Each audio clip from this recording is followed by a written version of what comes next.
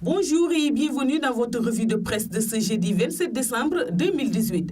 L'achèvement de la phase de dépôt des dossiers de candidature à l'élection présidentielle du 24 février prochain et le démarrage du contrôle de leur validité par le Conseil constitutionnel sont largement commentés par les journaux parvenus jeudi au groupe Médias du Sud.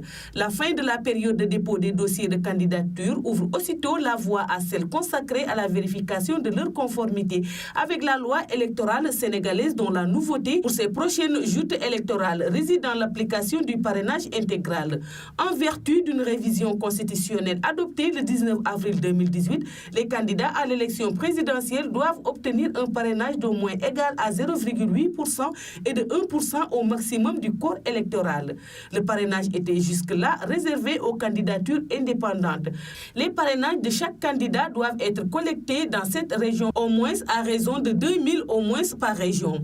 Ainsi, dans les faits, le Conseil constitutionnel notifiera le 12 janvier prochain au plus tard aux mandataires concernés les dossiers invalides à cause d'un parrainage sur plus d'une liste.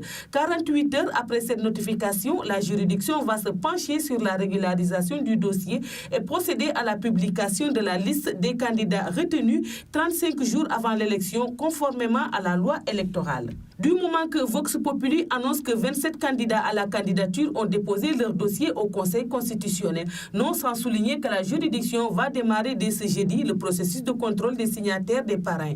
Cette opération va se poursuivre jusqu'au 13 janvier prochain avec le balai des prétendants dans les bureaux du Conseil constitutionnel.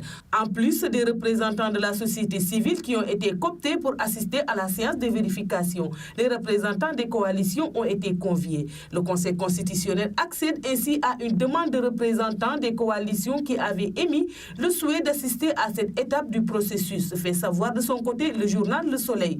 L'heure de vérité s'exclame pour sa part le quotidien au sujet de la vérification du décompte des parrains en se faisant également écho de la publication dès la fin des dépôts de dossiers de candidature du calendrier de vérification des parrainages. Le Conseil constitutionnel va ainsi démarrer par les dossiers du président sortant Macky Sall, d'Idrissa Seck et de Malick Gakou, des candidats de l'opposition.